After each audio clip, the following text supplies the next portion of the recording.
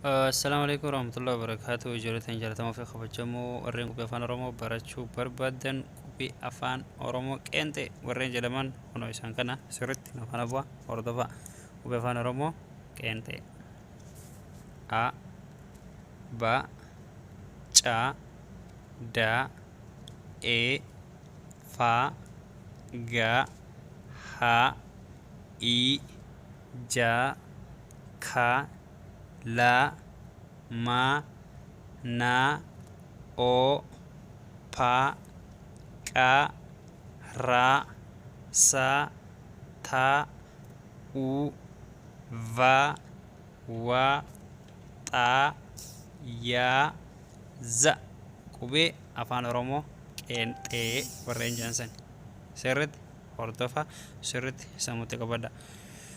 Isheen tun qubee dubbachiiftu.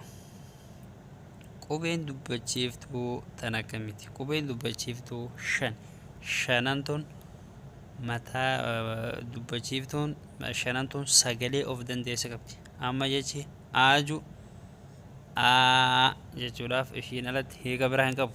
Sirriitti hordofuu qabda. Dubbachiiftuun mataa isheetiif sagaleedha. Sirriitti hordofi. A E I O U kan jalatti barreeffame qubee xiqqaadha yeroo barreessitu A E I O U isaan kun qubee dubbachiiftuu shanan jedhama. Dubbachiiftuun mataa isheetiifoo sagalee dubbifamaan yoo dubbachiiftuun bira hin jiraatin sagalee kennuu hin danda'u dubbachuus hin danda'u jechuudha. Qubeen dubbachiiftuu jecha tokkotti sagalee uumuudhaaf tan sirriitti gargaartu tan sirriitti tajaajiltu qubee dubbachiiftuuti. Sirriitti hordofaa. A E I O U qubee dubbachiiftuuti jechuudha isaan kunneen.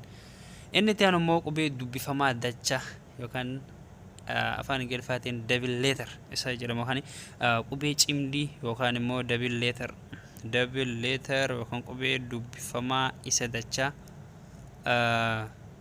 Cha Dha Pa Sha Nya Cha Dha Pa Sha Nya double letter yookaan qubee dubbifamaa dachaa yookaan cimdii jedhama jechuudha.